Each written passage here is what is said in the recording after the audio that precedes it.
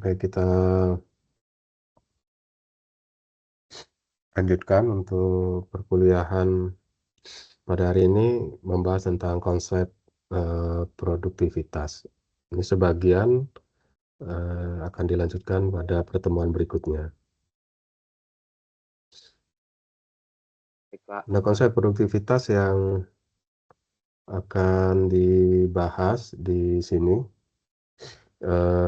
berkaitan dengan body of knowledge dari teknik industri.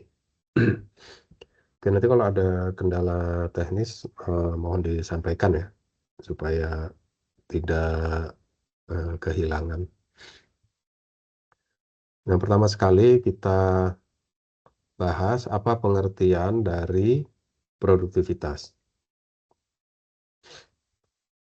Secara sederhana, produktivitas itu rasio antara output dan input. Nah, jadi pengertian dari rasio output dan input di sini adalah integrated system ya. Integrated system yang kita maksud sesuai dengan definisi dari teknik industri. Di situ ada pekerja, di situ ada material, di situ ada metode, di situ ada informasi dan seterusnya ya.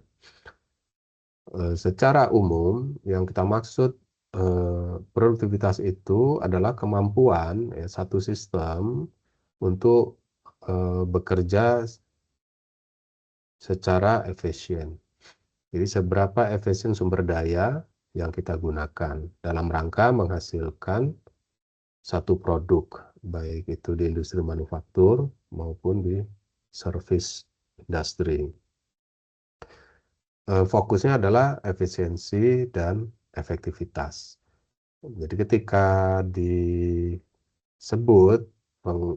produktivitas, maka persepsi kita adalah sebuah kemampuan ya, ability to penggunaan efisiensi sumber daya. Jadi produktivitas itu cerminan dari sebuah kemampuan gitu ya. System able to utilize resource secara efisien. Jadi bicaranya dia adalah ability, kemampuan. Berarti di situ ada kompetensi gitu. Secara matematis kita menggambarkan produktivitas itu rasio atau perbandingan antara output dan input. Jadi produktivitas akan naik jika ya, produktivitas itu akan naik jika outputnya juga naik dengan asumsi inputnya tetap. Karena produktivitas itu berbanding lurus dengan output. Nah, demikian juga kita jika tidak mampu meningkatkan output, maka untuk meningkatkan produktivitas, upaya kita adalah menurunkan input. Jadi jangan boros. Maka produktivitas kita juga akan naik. Sebab produktivitas berbanding terbalik dengan input. Nah, itu secara secara umum pemahamannya. Nah, kita bisa lihat dalam bentuk contoh. Misalkan di sebuah pabrik otomotif, ya. Apa upaya yang dilakukan oleh perusahaan atau industri otomotif dalam meningkatkan produktivitasnya? Yang pertama bisa saja mereka melakukan mengurangi waktu siklus. Jadi reduce cycle time, assembly cycle time through robotic or automated by robot. Jadi upaya mengurangi waktu yang dibutuhkan dalam kegiatan perakitan. Caranya bagaimana? Melalui otomatisasi robot. Apa argumentasi kalau kita mengganti pekerja manusia dengan robot di dalam proses perakitan ya, di sebuah industri otomotif? Ya karena kalau pekerjaannya berulang atau istilah lain repetitif, maka penggunaan robot menjamin konsistensi. Karena robot itu tidak ada lelah mental. Robot itu tidak ada cedera, robot itu tidak punya emosional, sehingga konsistensinya itu terjamin.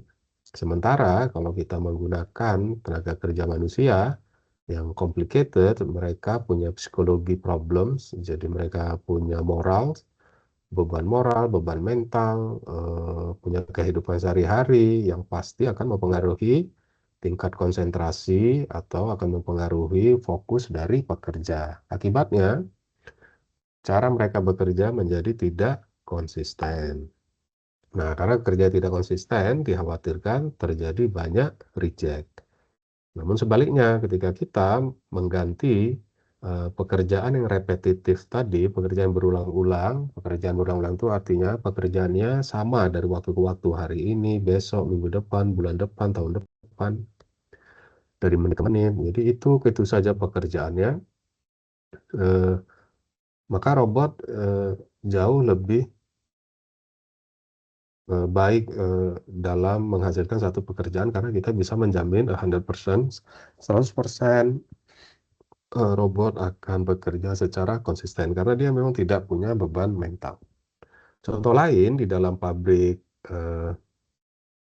mobil otomotif, upaya kita untuk meningkatkan produktivitas bisa kita lalui dengan cara meminimalkan limbah material dengan teknik lean manufacturing. Ya, kalau kita kaji mengurangi waktu siklus perakitan tadi melalui otomatisasi robot. Jika formulasi produktivitas itu rasio antara output dibagi dengan input, maka kita harus pastikan di sini outputnya itu menjadi lebih besar dengan inputnya sama. Dengan pengertian misalkan ya, biaya yang kita keluarkan untuk menggaji pekerja diasumsi misalkan sama dengan biaya investasi dan operasional dari penggunaan robot, artinya inputnya sama, tetapi di sisi output menjadi lebih besar. Lebih besar di mana? Ya dari jumlah produk yang accepted, ya jumlah produk yang sesuai dengan standar. Ya, karena robot mampu bekerja secara konsisten. Nah, di sana produktivitasnya menjadi meningkat. Kalau yang kedua, meminimalkan limbah material dengan teknik lean manufacturing.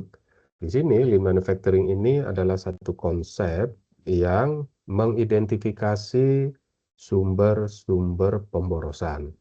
Kalau ada kegiatan-kegiatan yang tidak memiliki nilai tambah, contohnya apa? Contohnya produk yang reject, contohnya waktu menunggu, contohnya persediaan. Nah, itu akan eh, menjadi sumber dari ketidakefisienan.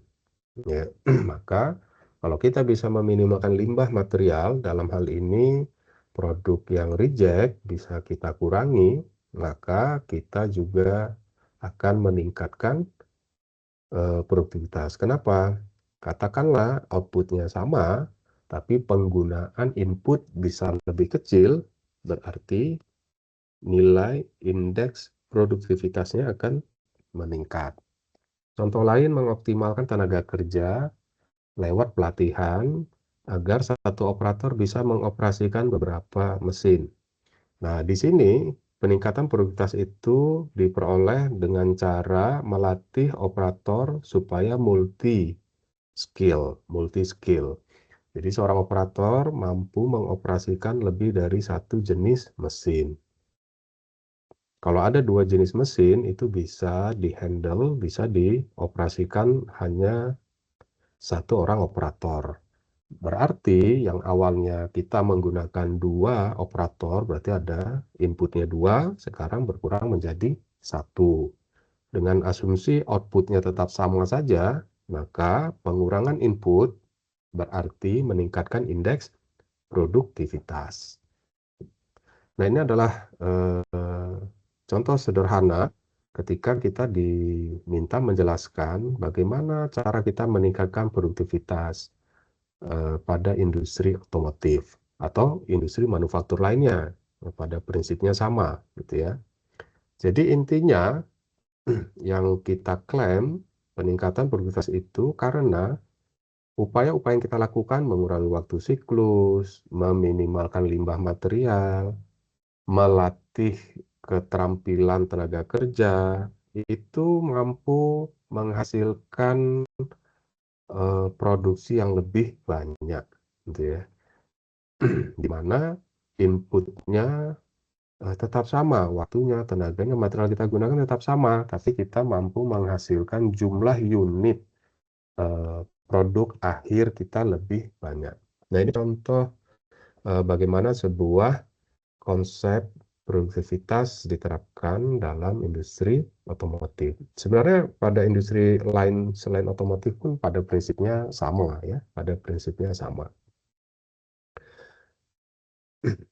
Nah, kira-kira secara ilustrasi, jika kita berikan dalam bentuk ilustrasi numerik, kalau sebelum otomasi, kita punya produktivitas 0,20 unit per jam, misalnya ya.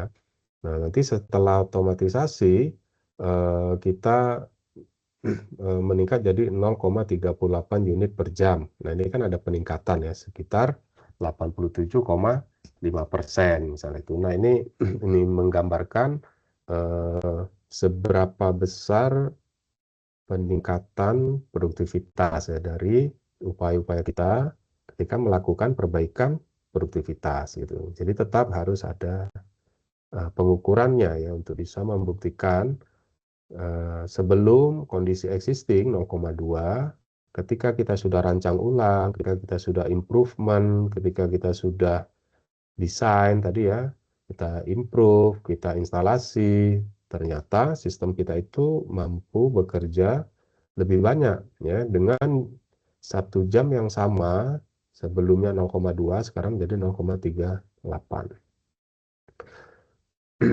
Jadi intinya pabrik menghasilkan lebih banyak mobil dengan lebih sedikit jam kerja, sehingga produktivitasnya bisa naik sekian persen gitu ya, bisa naik dari berlipat-lipat ganda, 2 kali lipat, 3 kali lipat, dan seterusnya.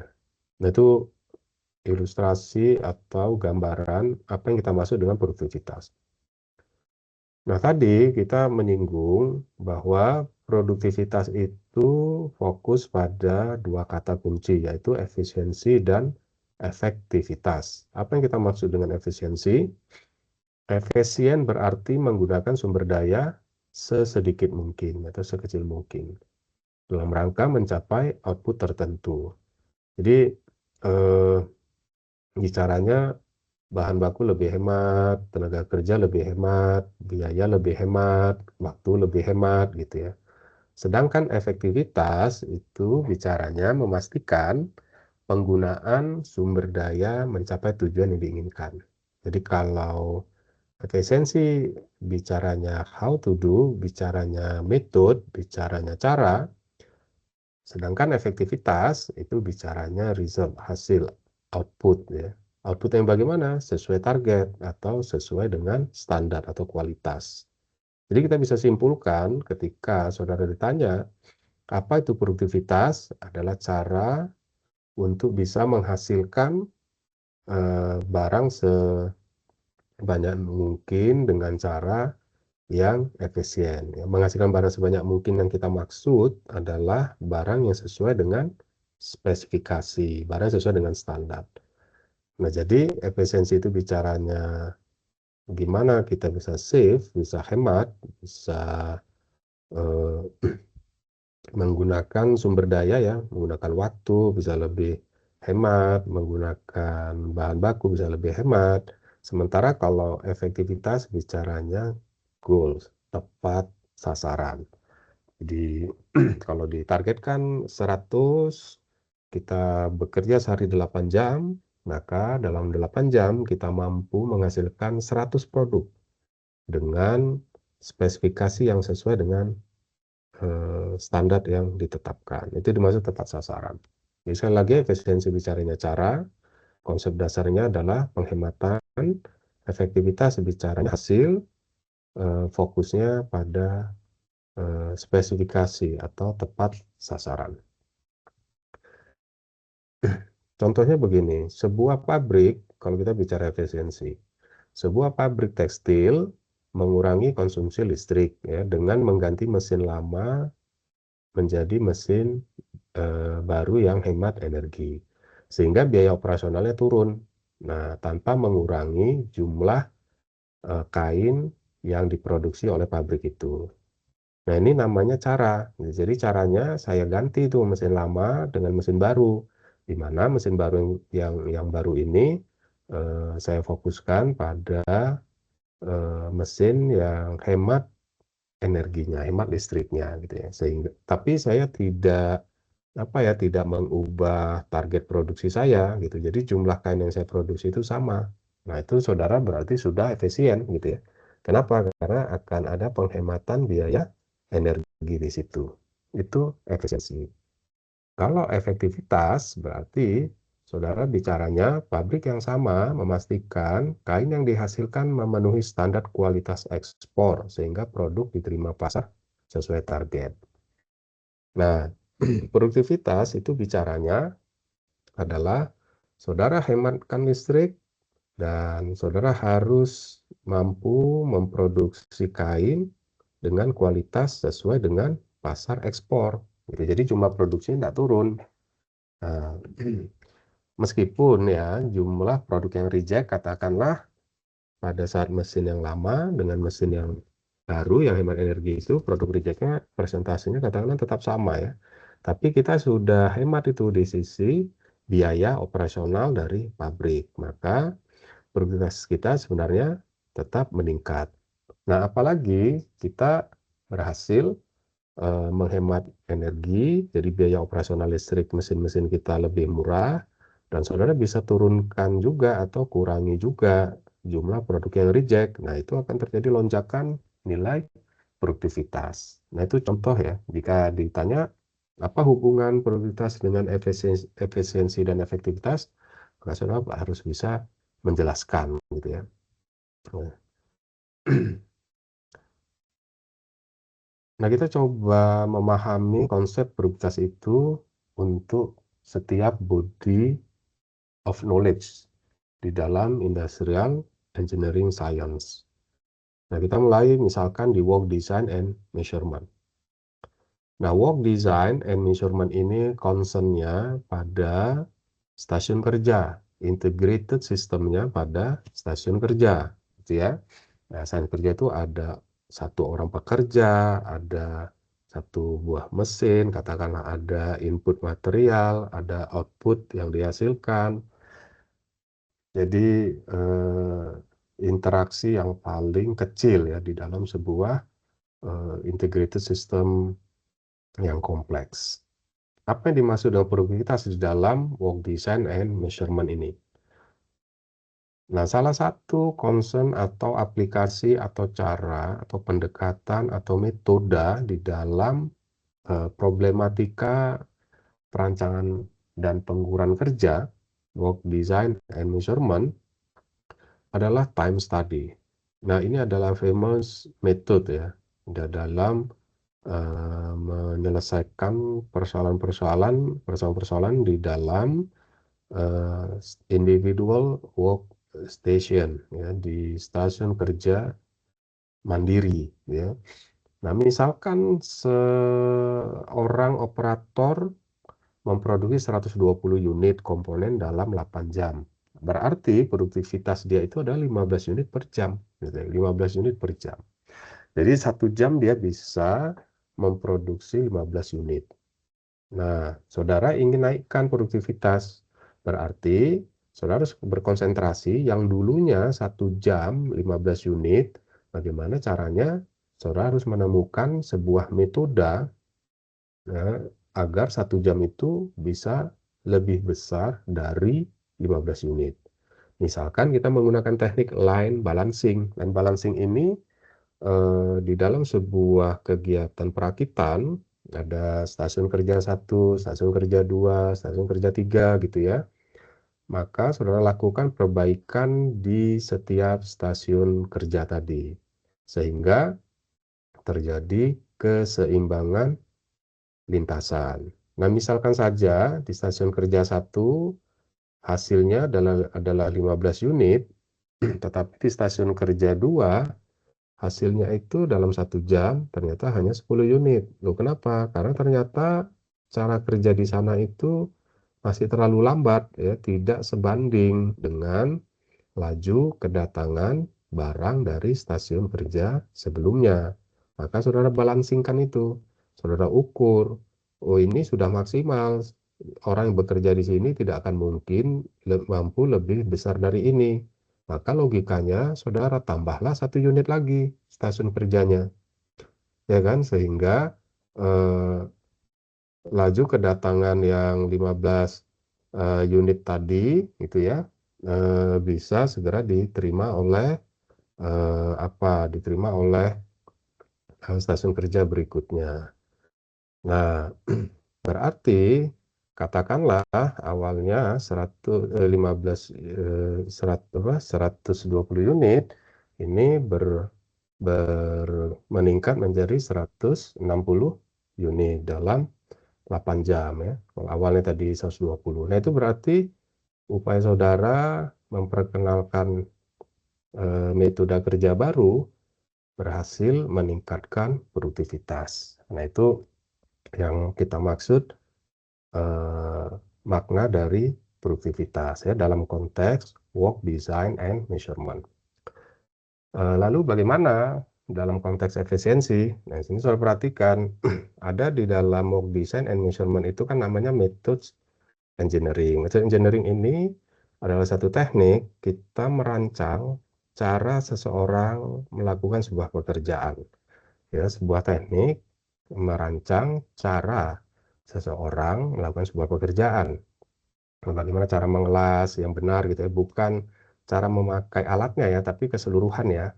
Mulai dari persiapan, mulai dari pergerakan dari mana dia mengelas dan seterusnya gitu ya, atau pakai mesin bubut, pakai CNC gitu. Jadi caranya ya, metode ini caranya. Jadi waktu standar untuk merakit 1 unit dikurangi dari 10 menit menjadi 7 menit. Nah, jadi saudara mempelajari metode saat ini itu 10 menit gitu. Kemudian saudara pelajari ini kayaknya ada gerakan yang membuat pekerjaan itu lama. Kalau gerakan ini bisa saya hilangkan, maka akan ada penghematan 3 menit itu. Yang tadinya 10 menit menjadi 7 menit. Nah, itu namanya saudara melakukan perbaikan. Nah, itu bicaranya ada efisiensi ya. Katakanlah kita menyebutnya dengan desain ulang alat kerja. Ya, mungkin awalnya dia bekerja jongkok ya. Karena saudara desain kerjanya menjadi duduk gitu ya, di atas bekerja di atas meja si benda kerja, kemudian pekerjanya duduk. Nah, ternyata itu lebih nyaman, membuat dia bisa bekerja jauh lebih cepat. Nah, berarti efisiensinya naik tuh, ya. Efisiensinya meningkat ya. Yang tadinya katakanlah dalam 60 menit berarti bisa 6 unit kan kalau 10 menit. Nah, sekarang dia bisa lebih dari 6 unit tuh karena lebih cepat. Dulunya 10 menit 1 unit, sekarang 7 menit gitu. Berarti ada peningkatan efisiensi. Lalu apa yang dimaksud dengan efektivitas? Nah, yang kita maksud dengan efektivitas di dalam saudara merancang pekerjaan itu, saudara harus memastikan upaya kita mempercepat proses, upaya kita tadi kan dari 10 menit menjadi 7 unit, produk yang dihasilkan itu harus tetap mengacu kepada standar kualitas yang berlaku. Misalkan standar yang kita acu itu adalah ISO, International Standard Organization gitu ya. Jadi standar ISO ya, standar ISO, nah itu menjadi acuan. Jangan kita mengubah cara kerja, memang efisien, tapi cara kerja kita itu ternyata melanggar ISO. Nah, itu tidak sesuai gitu ya. Jadi intinya kalau efisiensi bicaranya adalah mengurangi waktu kerja, kalau efektivitas bicaranya memenuhi spesifikasi yang diinginkan oleh pelanggan. Nah, jadi kalau kita bicara apa itu produktivitas di dalam work design and measurement, seberapa banyak output per input. Nah, itu tetap menjadi formulanya kan. Tapi kalau kita bicara efisiensi dalam work design and measurement, kita bicaranya seberapa hemat sumber daya yang kita gunakan. Dan kalau kita bicara efektivitas, seberapa banyak produk yang sesuai dengan standar ISO. Nah, sekarang kita bicara di Operation Research and Analysis ya, di salah satu body of knowledge berikutnya. Operation Research and Analysis ini satu pengetahuan di dalam keilmuan teknik industri yang kita gunakan pada level organisasi, pada level enterprise, pada level perusahaan gitu ya, karena Operation Research and Analysis ini bicaranya adalah metode-metode untuk pengambilan keputusan. Jadi sifatnya manajerial, makanya pengetahuan ini digunakan untuk menyelesaikan berbagai macam persoalan yang berkaitan dengan pengambilan keputusan pada level organisasi, pada level perusahaan. Jadi lebih besar lagi ya. Kalau tadi kita bicara sistem lebih kecil, work design and measurement. Apa makna produktivitas di dalam body of knowledge, operation, research, and analysis ini? Yaitu saya kasih ilustrasi, misalkan kita menentukan jadwal shift operator ya agar maksimal output produksi tercapai dengan jumlah jam kerja yang tersedia. Jadi saya mau menentukan jadwal shift. Jadi kalau saya punya sekian banyak operator, si A ini bagusnya masuk di shift berapa dan seterusnya gitu ya. Nah, misalkan ya dari 8 operator, jadwal optimal menghasilkan 500 unit per hari dibandingkan yang sebelumnya katakanlah 420 unit per hari. Berarti kan ada peningkatan produktivitas. Nah, di mana upaya itu? Upayanya tadi saya menemukan cara menjadwalkan gitu. Kenapa menjadi persoalan penjadwalan ini gitu? Ya karena kalau misalkan pabrik kita shift-nya itu ada shift 1, shift 2, shift 3 ya. Nah, katakanlah seseorang bekerja shift 3 hari ini. Berarti dia bekerja kan dari tengah malam ya sampai besok pagi. Nah, ternyata selanjutnya baru selesai dia masuk di jam 10, jam 9 malam, ya katakanlah jam 10 ya. Kemudian dia bekerja 8 jam, berarti sampai berhenti jam 6 ya. Nah, tiba-tiba dia harus langsung masuk gitu kan, belum beristirahat, ya kan. Nah, disitulah jadi problem gitu. Jadi saya sebenarnya ingin membuat pekerjanya itu jangan sampai lelah. Berarti dalam 1 minggu ya seseorang itu harus saya kasih izin untuk istirahat dulu. Nah, maka berapa sih jumlah tenaga kerja yang saya butuhkan? Nah, ketika saya hitung, oh ternyata saya butuh 8 orang gitu kan. Nah, nanti dari 8 orang ini saya aturlah siapa yang harus shift 1, shift 2, shift 3 dan siapa yang harus istirahat gitu ya, sehingga dia bisa recovery dari pekerjaan rutinnya.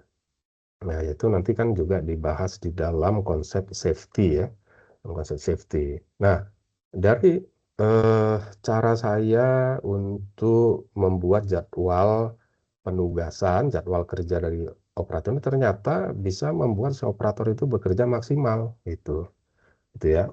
Nah, meningkatlah dulunya 420 menjadi 500. Nah, itu namanya produktivitas. Nah, kalau kita masuk yang seperti apa di dalam operation research and analysis ini yang kita maksud efisiensi ya. Kalau ini contoh lain ya, ini contoh lainnya. Jadi kalau di contoh ini kan berarti cara saya menjadwalkan adalah efisiensi, ya kan? Cara kemudian efektivitasnya itu jumlah yang diproduksi. Nah, contoh lain dalam operation research and analysis, apa yang kita maksud dengan efisiensi? Yaitu meminimalkan biaya distribusi bahan baku dari 3 gudang ke 5 pabrik. Nah, jadi maksudnya begini, misalkan kita punya 5 pabrik. Nah, bahan baku yang dibutuhkan oleh 5 pabrik ini katakanlah ada di lokasi yang beda-beda ya. Ya, kemudian kita punya 3 gudang di lokasi yang berbeda-beda. Beda-beda ini berarti beda kota ini. Gitu. Misalnya satu ada di Medan, ada di Jakarta, kemudian ada di Ujung Pandang gitu, pabriknya ya. Kemudian ada di Surabaya gitu, kemudian ada di Sorong gitu ya. Dan saya punya 3 lokasi pabrik. Maka untuk bisa menjamin pasokan dari 3 gudang ke 5 pabrik, nah saya harus atur itu, cara saya mengirimkannya. Supaya apa? Supaya seluruh kebutuhan dari setiap pabrik terpenuhi sesuai dengan jadwal. Tapi juga cara saya mendistribusikan, produk-produk ini, mengakibatkan atau menghasilkan biaya pendistribusian yang minimal. Nah, berarti cara saya mengoptimalkan, cara optimal mendistribusikan bahan baku ini yang disebut namanya cara yang efisien, gitu.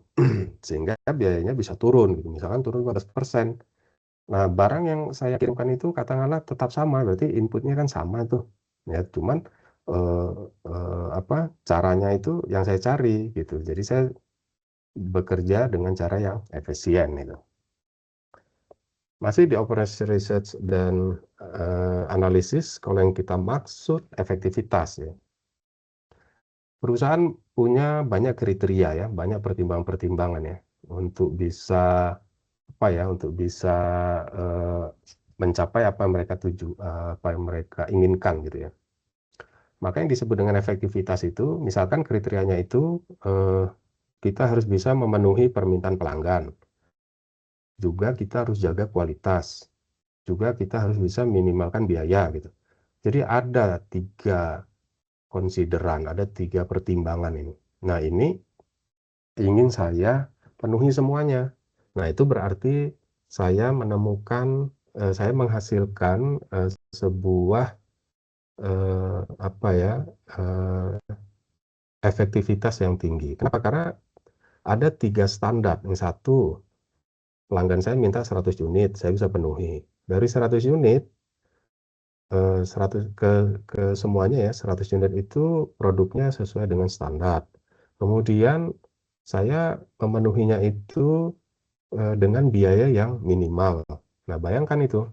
Nah, kita kan, cukup efektif ya, gitu ya, memenuhi semua spek yang ditentukan ya, spesifikasi yang datangnya dari pelanggan maupun spesifikasi yang kita tetapkan. Yang kita tetapkan itu biaya minimal, yang dari pasar, jumlah permintaan pelanggan kita penuhi, kualitas maunya pelanggan kita penuhi, gitu.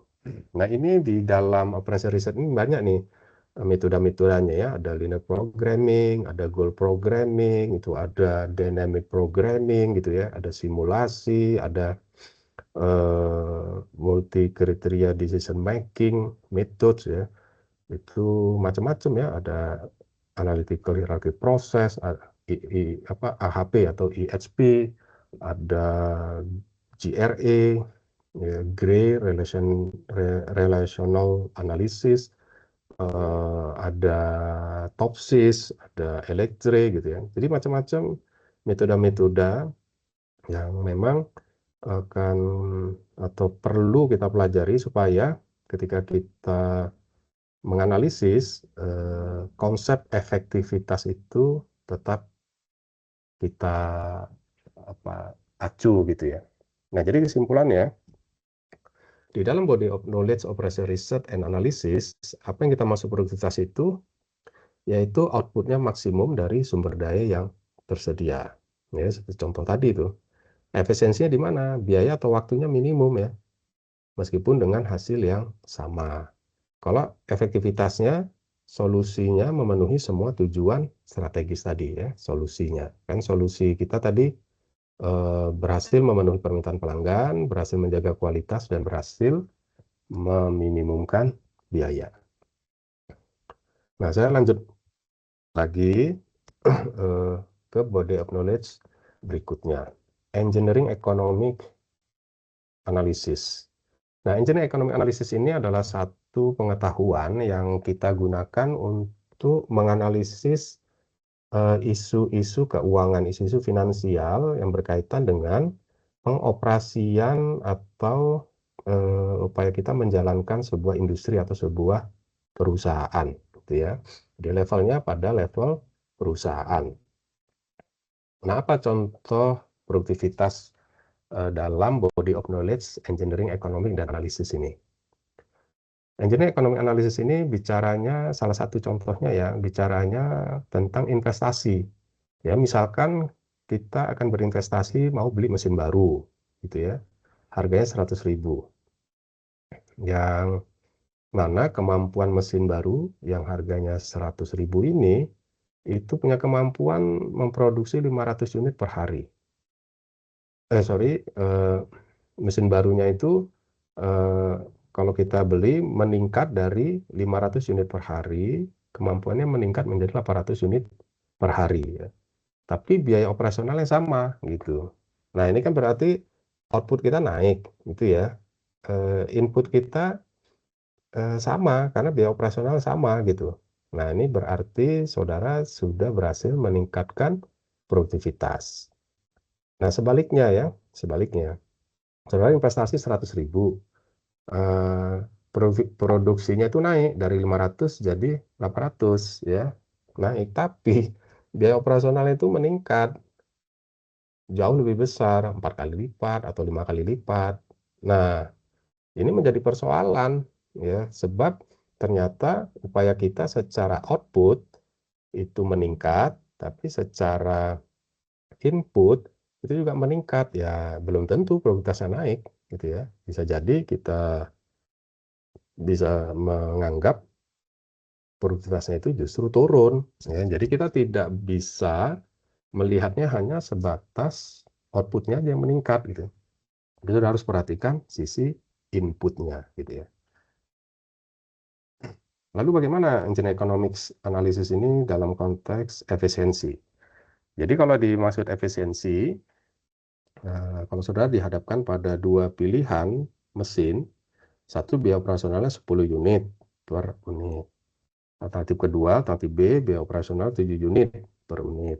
Nah, saudara harus memilih mesin yang memiliki biaya operasional yang lebih murah.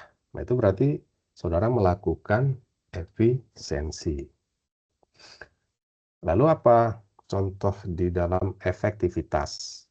Nah, di dalam engineering economics ini, saudara akan mempelajari ada beberapa metode ya dalam kita menganalisis, ada namanya benefit cost ratio. Jadi rasio antara manfaat dengan biaya. Maksudnya, kita menganalisis sebuah keputusan investasi berdasarkan berapa biaya yang kita keluarkan dan berapa besar manfaat yang kita dapat. Jadi keputusannya itu, benefit cost ratio itu harus lebih besar dari 1. Jadi kalau 1 itu berarti perbandingan benefit dibagi dengan cost ya, sama besarnya. Berarti ya itu tidak efektif gitu.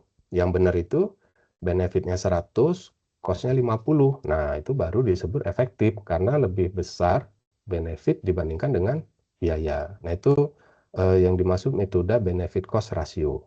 Nah, ini nanti cara menganalisisnya menggunakan kaidah-kaidah keuangan ya, kaidah-kaidah keuangan. Tapi secara prinsip intinya rasio antara manfaat yang didapat oleh perusahaan dan biaya yang harus dikeluarkan perusahaan.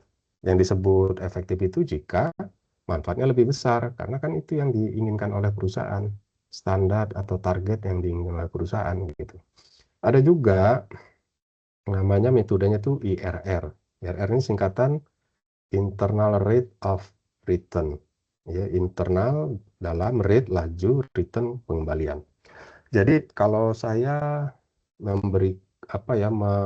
berinvestasi beli satu mesin untuk pabrik, maka saya akan hitung berapa tingkat pengembalian dari investasi saya itu. Misalkan harga mesinnya itu 100.000 gitu ya, maka saya harus hitung caranya dengan membandingkan kalau 100.000 ini saya tabungkan di deposito, setiap bulan saya dapat berapa rupiah.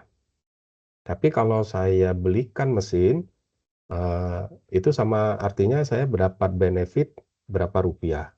Itu aja saya bandingkan. Kalau ternyata saya investasikan, saya dapat uang keuntungannya itu hanya 2%, tapi kalau saya simpan uang saya di deposito saya dapat 5%, ya lebih menguntungkan 5%. Nah, itu yang MAR itu, minimum attractive rate of return. Jadi pembandingnya gitu ya. Minimum rate of return yang menarik, yang atraktif itu berapa? Oh, dia 5%. Nah, maka saya hitung tuh IRR-nya itu berapa. Kalau IRR-nya ternyata kurang dari 5%, berarti ya enggak efektif, jangan dieksekusi pembelian mesin baru itu karena dia tidak efektif. Nah, itu maksudnya. Nah, di sini cara menghitungnya juga menggunakan kaidah-kaidah finansial gitu ya. Nanti secara khusus saudara kan pelajari di sana. Nah, jadi contoh ini memberikan gambaran apa yang dimaksud dengan efektivitas itu ya, karena kita juga harus menghemat eh, biaya, tapi juga kita harus mencapai tujuan finansial perusahaan. Apa tujuan finansial perusahaan? Ya, mendapatkan benefit, mendapatkan laba, mendapatkan profit yang sebesar-besarnya gitu, ya kan? Nah, jadi kesimpulannya dalam body of knowledge engineering economic and analysis yang kita masuk produktivitas itu tetap saja bicaranya lebih banyak output dibandingkan dengan input. Tapi kalau kita bicara efisiensi, biaya minimum untuk hasil yang sama. Jadi kita keluarkan biaya operasionalnya tetap sama ya. Tetap sama ya, biaya operasional itu tetap sama, tapi kita bisa menghasilkan jumlah barang yang lebih banyak. Kalau kita bicara efektivitas ya, dalam konteks engineering economic analysis ini, bicara efektivitas yaitu keputusan yang kita ambil itu sesuai dengan tujuan finansial perusahaan. Yaitu tujuan finansial perusahaan itu ya maksimisasi pendapatan, minimisasi biaya, maksimisasi profit gitu ya. ROI ini return on investment. Jadi pengembalian dari nilai investasi kita. Berapa sih yang kita akan dapat dari sejumlah uang yang kita investasikan? Saya dapat benefit berapa gitu ya. Ini kan sama seperti saudara misalkan menabung dengan menyimpan uang di deposito. Saudara perbandingkan, oh ternyata kalau saya di deposito itu dapat keuntungannya 5%, tapi kalau saya nabung di tabungan biasa cuma dapatnya 2%. Maka orientasinya saya akan pilih yang di deposito. Tapi keputusan itu kan tidak sesederhana itu, ya. Kalau saya pakai deposito, saya hanya bisa ambil ya nanti setelah 1 tahun, atau setelah 6 bulan, atau setelah 3 bulan, gitu kan. Tapi kalau saya pakai tabungan, ketika keadaan mendesak, saya bisa segera ambil. Nah, di situ kan ada persoalan multi kriteria, kan gitu ya. Satu sisi ingin mendapatkan revenue yang besar, tapi sisi lain ingin mendapatkan fleksibilitas akses keuangan secara bebas. Nah, saudara harus analisis, pilihlah yang terbaik gitu ya. Tapi kalau dalam engineering ekonomik, ya cuman ceritanya ya mana tuh yang menghasilkan yang paling besar. Tapi kalau saudara tadi bicaranya operation research and analysis, karena ada dua konsideran, karena ada dua kriteria tadi ya, maksimumkan pendapatan dan memaksimumkan fleksibilitas, maka akan terjadi konflik yang harus kita cari mana yang terbaik. Baik, saya lanjutkan body of knowledge berikutnya. Ya, body of knowledge berikutnya itu facilities engineering and energy management.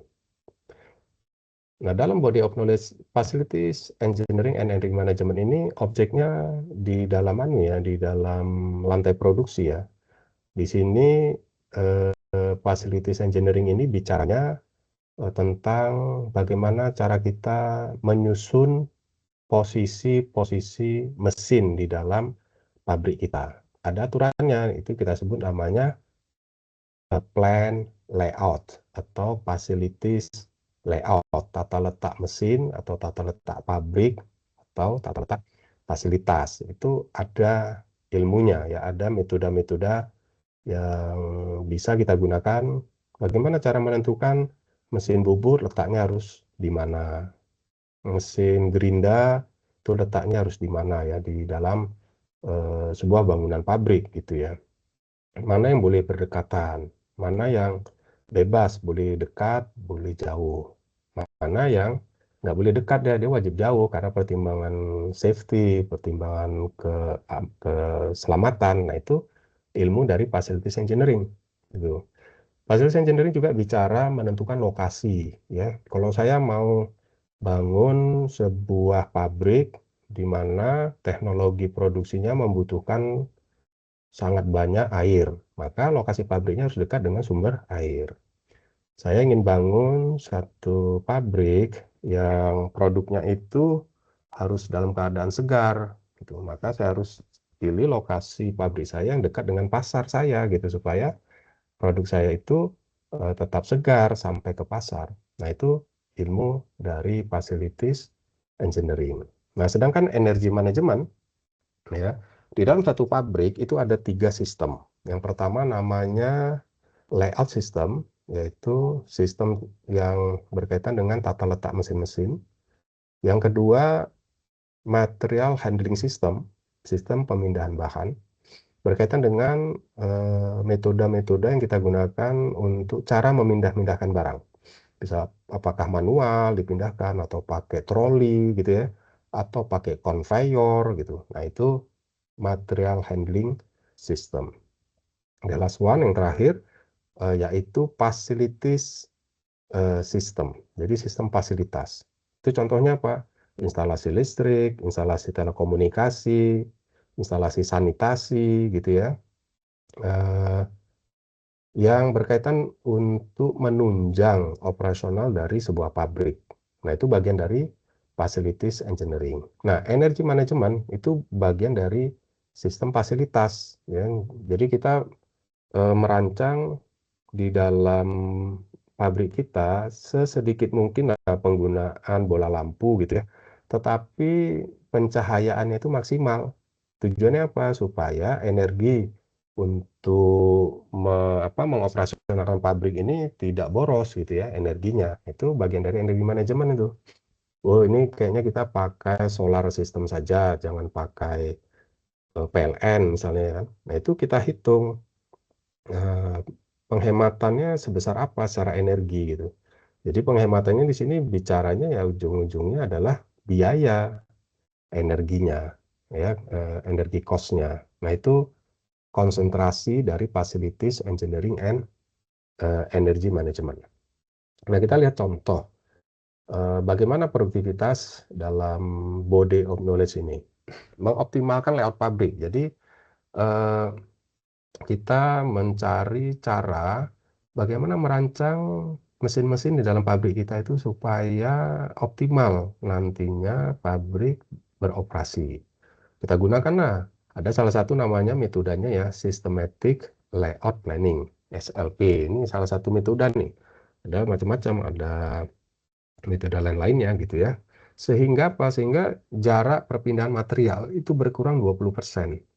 Ya, dari eh, rancangan pabrik kita susunlah mesin-mesin ini sehingga perpindahan material dari satu mesin ke mesin berikutnya ya, pergerakan material itu, saudara bisa hemat itu jarak perpindahannya itu 20%. Kenapa pakai jarak? Ya karena jarak itu ya berbanding lurus dengan waktu. Ya makin jauh jaraknya tentu waktunya kan makin lama. Jadi kalau saya bisa perpendek jarak antar mesin tadi, berarti saya juga menghemat waktu. Nah, jika saya menghemat waktu, maka waktu yang hemat tadi sama artinya meningkatkan jumlah produksi. Nah, itu logik dari mengoptimalkan layout pabrik. Nah, jadi di sini waktu prosesnya turun, output saya itu bisa naik sehingga produktivitas dari pabrik kita menjadi naik. Yaitu jika kita bicaranya produktivitas. Lalu bagaimana yang dimaksud dengan efisiensi gitu ya di dalam facilities engineering and energy management ini? kita mengganti sistem pencahayaan konvensional dengan LED gitu ya. Ya kan saudara sering juga lakukan ya. Jadi bisa hemat itu penggunaan atau bayaran tagihan listrik kita karena kita menggunakan pencahayaannya yang produk-produk dengan teknologi hemat energi gitu ya. Sehingga konsumsi energi kita bisa turun. Nah, upaya kita menurunkan penggunaan atau menurunkan biaya energi ini kan sama artinya kita sudah melakukan efisiensi, gitu.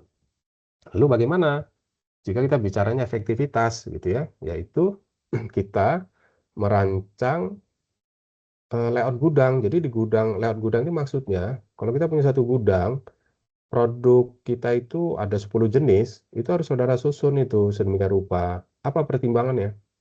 Kalau ada barang yang sering frekuensi selesainya itu tinggi dan sering juga keluar dari gudang, sering masuk ke dalam gudang, sering pula keluar dari gudang. Nah, itu logikanya, susunannya, lokasi tempat penyimpanan barang tadi di gudang harus dekat dengan pintu, ya supaya jaraknya pendek, gitu ya. Jadi gitu dibutuhkan cepat didapat, jadi hemat waktu gitu.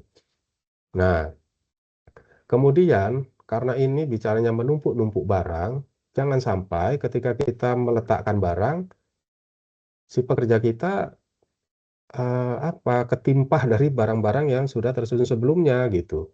Nah, di sini kita bicara layout gudang dalam konteks menjamin adanya keselamatan gitu ya, sehingga barang-barang yang tertumpuk di gudang tadi atau barang-barang yang mau kita simpan yang tadinya sudah sesuai standar, ya tetap bagus gitu. Tapi kalau misalnya tertimpa jadi penyok-penyok, itu kan artinya jadi rejected product kan, produk yang tidak sesuai spek kan. Padahal di bagian produksi dia sudah lolos uji mutu gitu. Tapi karena kita tidak standar dalam menyusun barang-barang di gudang kita, nah akibatnya barang rusak lah. Nah itu kita bicara efektivitas gitu ya. Atau juga kita mempertimbangkan American with Disability Act. Jadi ya ada satu, standar-standar yang kita penuhi lah ya dalam mempekerjakan, para pekerja di pabrik kita ya, dalam konteks menyusun barang di dalam gudang gitu.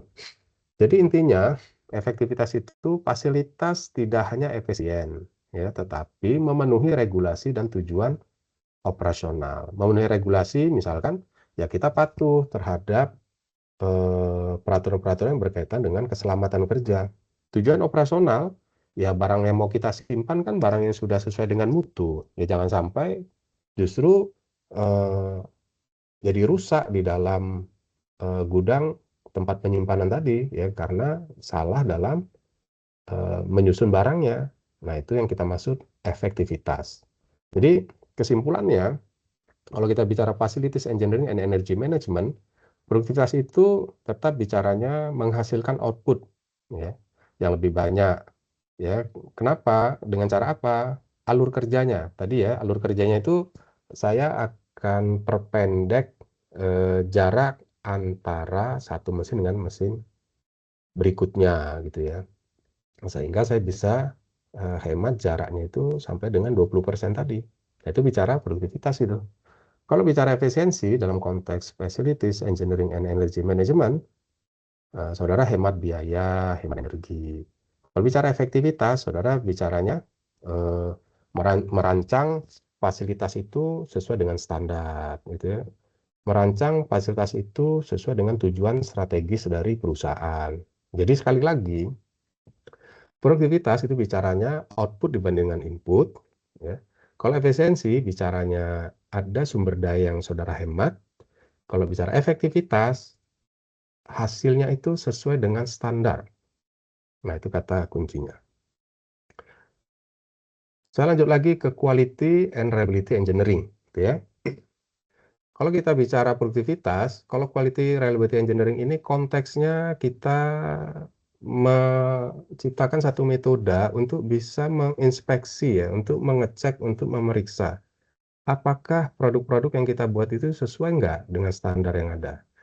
Sesuai nggak? Misalnya kita mau jual di pasar Eropa, apa standar yang ada di Eropa itu? Kita cari tahu apa standarnya. Nah, itu harus kita penuhi, ya. Kalau kita mau jual di Indonesia, apa standarnya? Kita cari standarnya, dan kita harus produksi sesuai dengan standar yang ditetapkan itu. Nah, di sini misalnya sebagai contoh, ya, kalau kita mau cerita produktivitas, ada namanya DMAIC, DMAIC. Ini singkatan ini ya, DMAIC ini. D itu lupa saya nih. DMAIC D ini defect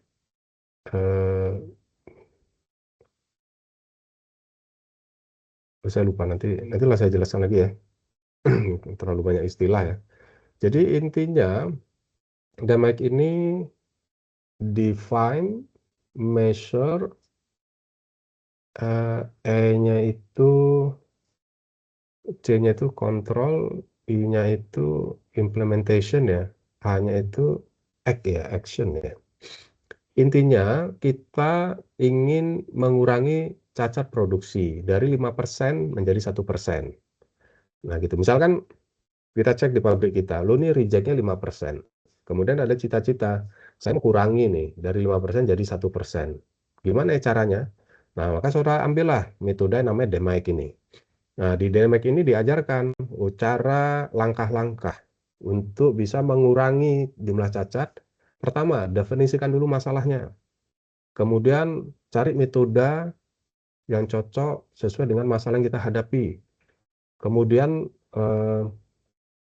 sudah tahu solusinya, segera diimplementasikan.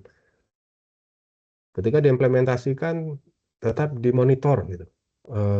Bagaimana pencapaiannya? Kalau awalnya 5%, kita terapkan satu metode ya untuk memperbaiki mutu produk tadi. Bulan pertama masih 5%, bulan kedua masih 5%, bulan ketiga masih 5%. Wah, ini salah gitu. Maka saudara improve lagi. Ini kayaknya salah metodenya. Saudara cari lagi cara untuk memperbaiki kualitas tadi. Bulan pertama masih 5%, bulan kedua 5%, bulan ketiga turun jadi 4%. Nah, itu berarti ada tanda-tanda yang bagus. Bulan berikutnya turun 3%. Udah setahun turun jadi 2%. Sudah 2 tahun turun menjadi 1%. Nah, berarti saudara berhasil. Berarti metode itu berhasil. Nah, itu berarti kita sudah meningkatkan produktivitas ya. Kenapa? Karena outputnya meningkat kan gitu ya.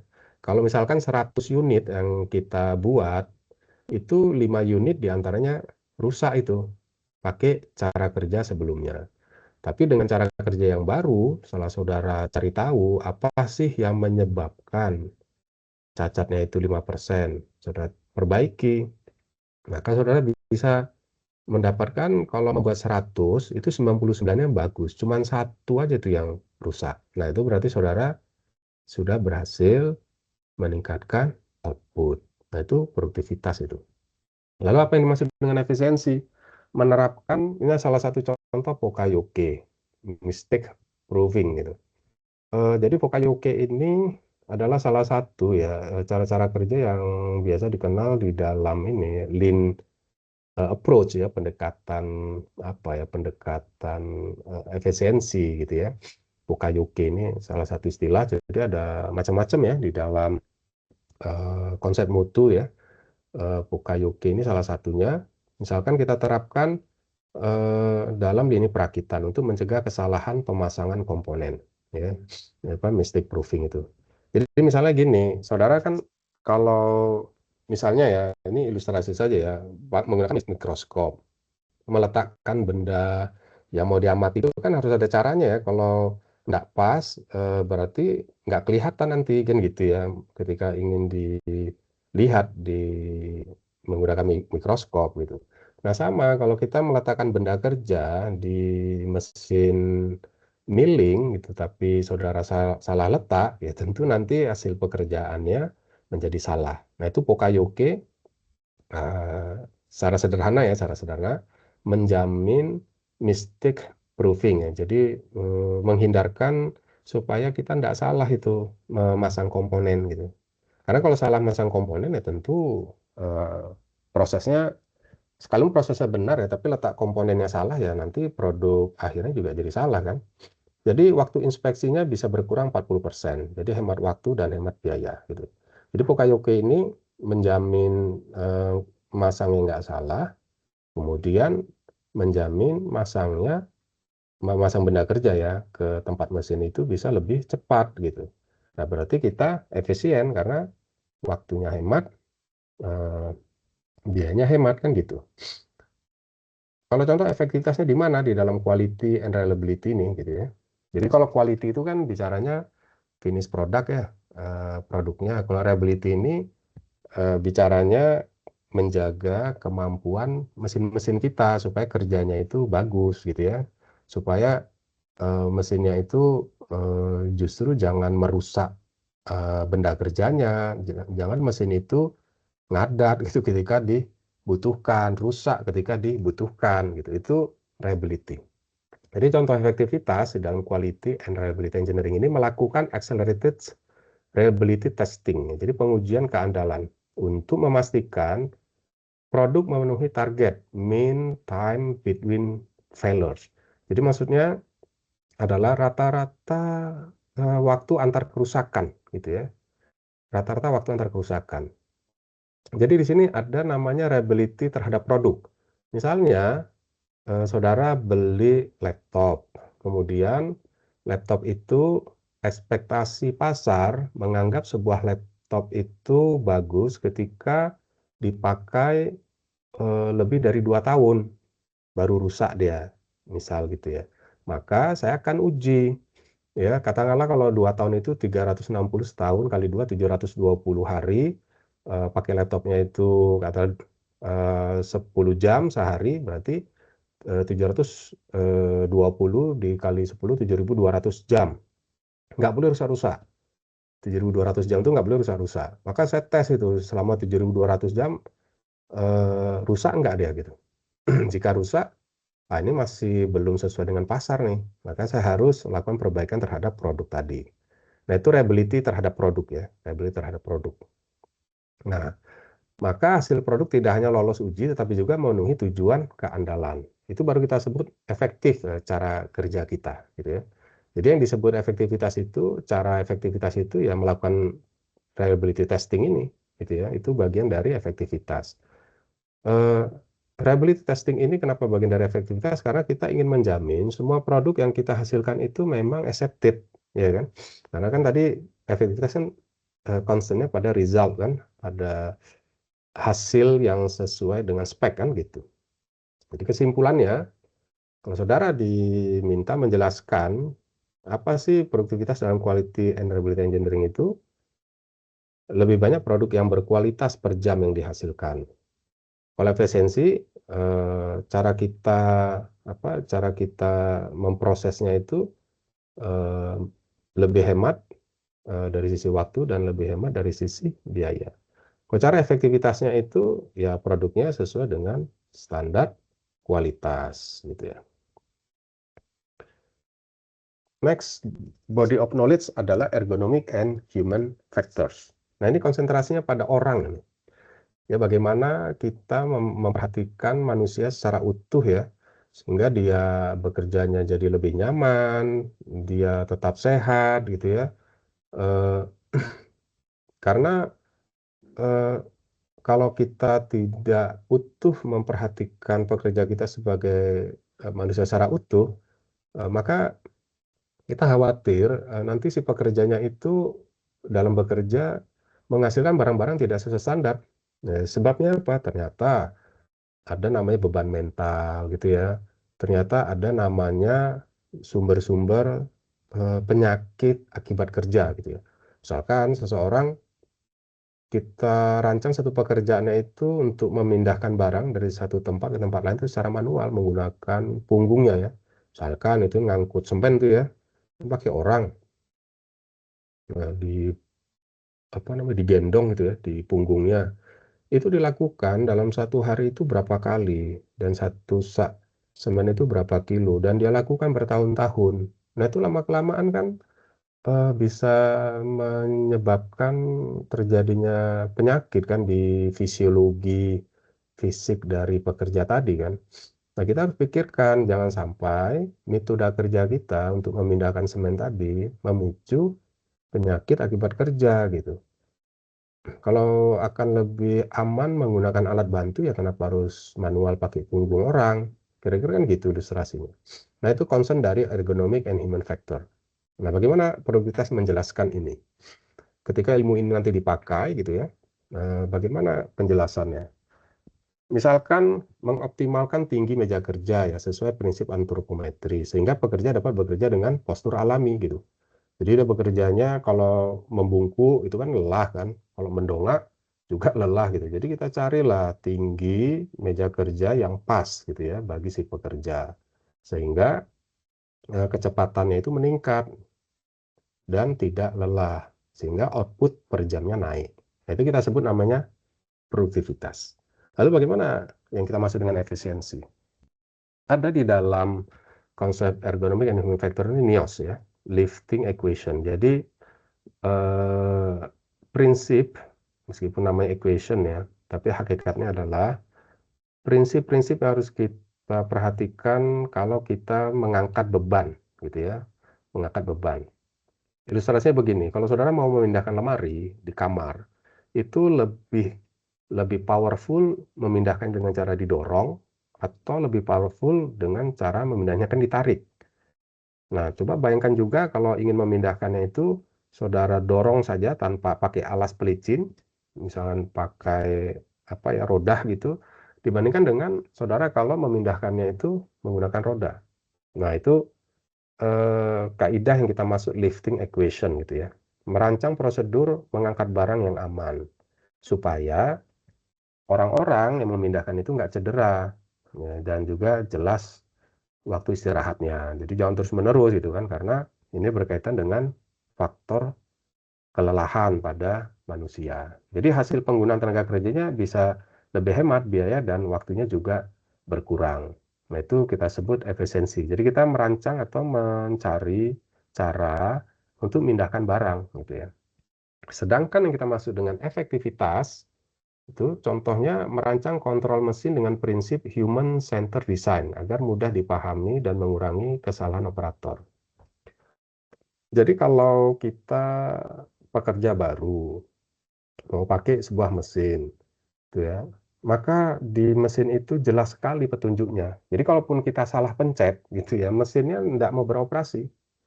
Nah ini sama seperti saudara pakai laptop, ingin charger, maka kita rancanglah laptop itu ketika orang yang tidak tahu cara kerja men-charge baterai laptop itu, dia salah apa, plug in, itu nggak masuk gitu. Jadi tahu, "Oh ini bukan di sini colokannya salah," gitu.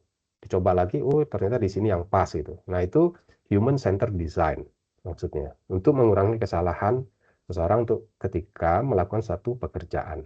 Sehingga tujuannya tercapai. Karena tujuannya kan mau ngecas anu itu kan, mau ngecas laptop kan, itu tujuan tercapai. Jadi kesimpulannya produktivitas itu di dalam ergonomi and human factor adalah kita menghasilkan output yang lebih banyak karena kita merancang secara ergonomis. Kita bisa hemat waktu, kita bisa hemat biaya, itu kita sebut efisien. Hasilnya itu standar keselamatan dan performa atau kinerjanya bagus. Nah, itu kita sebut efektif. Itu di dalam ergonomik dan human factor. Jadi intinya saudara membayangkan ergonomik dan human factor itu orangnya, ya, orang yang sedang melakukan satu pekerjaan. Jadi saudara merancang sesuatu yang melihat orangnya. Berikutnya operation engineering and management, ya. Di sini kita bicaranya bagaimana sehari-hari kita mengoperasionalkan pabrik kita dalam konteks, memenuhi jumlah produksi ya, menjadwalkan mesin, sedemikian rupa sehingga order kita bisa kita penuhi, ya, berapa permintaan pasar kita bisa penuhi. Nah, itu kita sebut operation engineering and management. Yang kita masuk produktivitas, ya, misalkan kita menerapkan just in time, ya, production system. Ini populer ya. Jadi satu konsep yang memastikan tidak perlu ada persediaan di pabrik. Gitu. Kenapa? Karena persediaan itu adalah boros. Persediaan itu adalah tidak efisien gitu. Nah, jadi kita eh, memastikan jumlah unit yang kita produksi per jamnya itu meningkat. Dengan cara apa? Dengan cara memastikan ya, kalau kita pakai just in time supaya tidak ada persediaan kan, kemudian kita lengkapi dengan kartu Kanban ya, maka operator yang diminta untuk memproduksi itu terjamin bahannya tersedia. Jangan sampai operator sudah ready mau kerja, bahannya belum ada. Nah, di sini operation engineering merancang sedemikian rupa ya, dengan mekanisme tertentu ketika pekerja mau kerja bahannya sudah tersedia. Tapi di sisi lain kita berusaha untuk tidak perlu menyiapkan inventory. Nah, itu yang dimaksud just in time dan Kanban di sini. Jadi jumlah unit yang diproduksinya itu tetap meningkat, inputnya itu sama gitu ya, atau inputnya berkurang gitu ya, dalam pengertian inventory-nya nggak ada. Jadi biaya inventory-nya itu hilang. Nah, itu meningkatkan produktivitas. Apa yang kita maksud dengan efisiensi di dalam body of knowledge ini? Menggunakan materials requirement planning. MRP ini salah satu metode ya. Ya, salah satu metode untuk merencanakan kebutuhan bahan ya. Secara khusus ada cara kerjanya. Supaya apa? Supaya kalau kita tetap mengadopsi prinsip penting ini persediaan, karena kita nggak bisa jamin just in time gitu ya. Ya jangan banyak-banyak menyimpan barang. Nah itu bicaranya sudah efisiensi itu. Jadi biaya penyimpanannya turun, nah, sehingga efisiensi tercapai. Sedangkan efektivitas ya, ada namanya agregat planning ya, agar kapasitas produksi sesuai permintaan pasar dan jadwal pengiriman terpenuhi. Nah, yang dimaksud agregat planning, kita merencanakan kita cari tahu berapa permintaan di forecasting kita, ramalan kita minta 100 unit. Nah, kita cek bulan ini kalau ada permintaan 100 unit, kapasitas produksi kita cukup enggak ya kalau 100 unit? Nah, itulah saudara hitung gitu. Sehingga apa? Sehingga saudara bisa memastikan kalau ada permintaan 100 unit, bisa saudara penuhi sesuai jadwal. Nah, itu namanya efektivitas. Jadi, kita bicaranya efektivitas itu rencana produksi sesuai atau memenuhi target.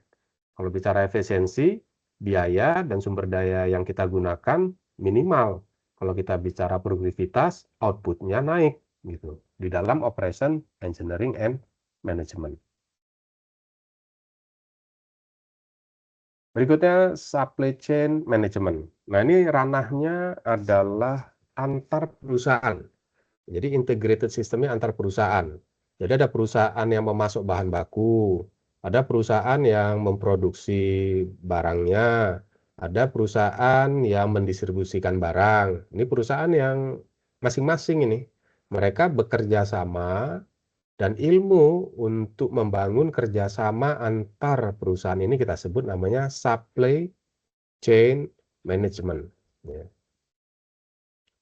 Contoh ilustrasi produktivitas itu ketika kita mengimplementasikan Lean Principles. Jadi Lean Principle ini prinsip-prinsip penghematan tadi ya, hemat waktu, hemat inventory gitu ya, menjamin tidak ada produk yang rusak, menjamin tidak orang menunggu lama-lama gitu ya, dan seterusnya lah yang ada namanya 7 ways gitu ya. Sumber-sumber dari pemborosan itu produknya reject, terlalu banyak persediaan, terlalu banyak menunggu, dan seterusnya. Sehingga jumlah produk yang kita bisa proses perharinya itu meningkat gitu. Jadi kita berusaha menjamin jangan sampai perusahaan pemasok, perusahaan pemasok, suppliers company, perusahaan pemasok itu jangan pula sampai lambat pula dia mengirimkan barang ke kita sebagai manufacturer ini, ya sebagai pabrikan itu. Kita kan bisa buat barang kan kalau bahannya tersedia tuh. Nah, kita pastikan jangan sampai eh, kita menunggu terlalu lama. Jadi efisiensinya adalah menggunakan itu jadi naik ya. Kalau efisiensi ini bicaranya kalau saya ingin mengirimkan barang ke beberapa toko di banyak kota, maka saya atur itu rute pengirimannya. Itu disebut namanya vehicle routing optimization. Ini satu model matematik ya. untuk menentukan rute. Jadi kalau kita punya 5 tujuan, nah ini toko yang pertama toko yang mana dulu, dari toko pertama ini kemana lagi, kemana lagi, kemana lagi, rutenya gitu. Nah ini tujuannya apa? Supaya biaya transportasinya hemat gitu. Nah itu maka kita disebut efisien. Kalau disebut efektivitas, misalkan kita bicaranya eh, membeli barang dari perusahaan pemasok, maka kita pastikan bahwasannya pemasok itu mengirimkan barang sesuai dengan standar yang sudah kita tetapkan. Kenapa demikian? Ya karena kalau bahan bakunya nggak sesuai standar, kita olah menjadi produk kita, nanti konsumen akan komplain. Loh ini kok bahannya saya minta stainless, kenapa Anda kasih hanya aluminium? Nah, ini nggak sesuai spek nih. Nah ini nanti mengakibatkan customer kita jadi komplain kan gitu ya. Nah itu disebut efektivitas ya. Dengan cara apa? Ya saya carilah satu metode ya, satu metode untuk bisa memastikan apa ya penerimaan barang gitu ya. Nah demikian juga kalau saya ingin mengirim barang gitu. Nah itu juga customer satisfaction metric ya. Jadi saya harus punya satu cara untuk menjamin bahwa customer saya itu satisfy ya. Jadi memenuhi atau memuaskan kemauan dari customer saya. Ya harganya harganya terjangkau, biayanya masuk akal, timelines of delivery order gitu. Jadi on schedule gitu ya. Nah, itu namanya efektivitas. Jadi dalam supply chain management kita bicara produktivitas itu bicaranya outputnya meningkat melalui pengurangan waktu tunggu. Ya, jadi waktu tunggu misalkan kita kurangi, nah itu kan sama artinya kita bisa memanfaatkan pengurangan waktu tunggu tadi untuk menghasilkan atau meningkatkan output ya. Kalau efisiensi dalam supply chain management itu kita bicara pengurangan biaya pendistribusian barang. Kalau efektivitas kita bicaranya layanan sesuai dengan standar dan kebutuhan pelanggan. Gitu. Di engineering management, ya, di engineering management ini bicaranya di level perusahaan ya, dalam konteks kita memanage SDM, memanage uang, finansial, memanage teknologi gitu ya. Contohnya apa? Menggunakan work breakdown structure, ya, penjadwalan proyek yang baik sehingga tim menyelesaikan lebih banyak tugas dalam waktu yang sama. Jadi kalau misalkan kita punya proyek baru, kita mau bangun pabrik baru, maka kita atur itu manajemen proyeknya, kapan dimulai dan kapan selesai. Saudara harus pikirkan siapa saja orang yang terlibat dalam proyek pembangunan pabrik baru itu. Bagaimana job description dari tiap-tiap orang supaya pabrik baru yang mau kita bangun itu bisa bisa selesai tepat waktu. Nah, itu namanya produktivitas gitu ya, produktivitas ya. Jadi setiap pekerja mampu bekerja semaksimal mungkin dengan waktu yang terbatas. Jadi output pekerjaan dari setiap pekerja ya. Jadi setiap pekerja itu menghasilkan jumlah pekerjaan yang sebanyak mungkin ya. Dalam rangka apa? Menyelesaikan pembangunan pabrik baru sesuai dengan jadwal yang ditetapkan. Nah itu outputnya meningkat berarti. Kalau kita bicara efisiensi, nah, ini bicara tentang bagaimana caranya kita mengalokasikan sumber daya supaya biaya proyek kita itu bisa lebih hemat, ya. Tapi kualitasnya bagus gitu. Jadi misalnya kita mau bangun rumah, saudara memikirkan ini jenis batu untuk pondasinya jenis batu apa ya gitu. Tapi kita mengacu standar pondasi batu untuk pondasi bangunan itu standarnya apa ya gitu. Saudara penuhi itu. Kemudian saudara cari-cari di mana harga yang murah. Nah itu berarti efisiensi gitu ya. Kalau efektivitas, eh, ketika saudara bangun rumah, saudara sudah punya jadwal rencana rumah ini harus selesai 4 bulan. Nah, itu saudara upayakan bagaimana caranya supaya saudara bisa menyelesaikan bangunan rumah saudara itu 4 bulan. Maka saya kasih target-target. Pertama saya akan ukur berapa lama menyelesaikan pondasi, berapa lama menaikkan bata, berapa lama memasang eh, atap, berapa lama untuk finishing. Nah, itu saudara buat target-targetnya. Nah, itu cara saudara itu namanya cara dalam rangka mencapai efektivitas. Kenapa? Karena efektivitas itu ingin menyelesaikan bangunan rumah selama 4 bulan gitu. Atau kalau pabrik tadi ingin menyelesaikan bangunan pabrik selama 4 tahun gitu. Jadi saudara buat Key Performance Indicator, KPI, Key Performance Indicator. Jadi apa saja indikator kinerjanya supaya saya bisa ukur ini sesuai target enggak ya? Kalau nggak sesuai target, saya harus lakukan perbaikan. Nah, itu berarti bicara efektivitas. Ya. Jadi kalau produktivitas itu lebih banyak hasil dari tim melalui manajemen proyek, biaya dan waktunya minimal, itu bicara efisiensi, hasilnya sesuai target, itu bicara efektivitas. Last one, yang terakhir, produktivitas itu dalam konteks safety. Safety ini konteksnya di orang, tapi lebih spesifik mempelajari bagaimana merancang ya satu sistem supaya orang selamat, sehat ya dalam melakukan pekerjaannya. Itu safety ya.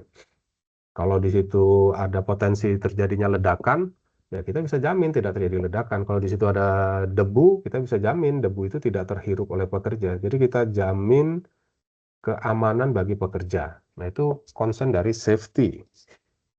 Kalau bicara produktivitasnya itu machine safeguarding untuk mengurangi downtime akibat kecelakaan.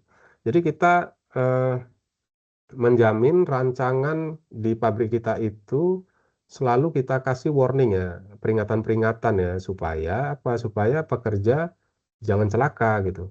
Apa akibatnya kalau pekerja celaka? Ya mungkin kalau berkaitan dengan suatu mesin, terjadi kecelakaannya di mesin tersebut, mesinnya menjadi ngadat.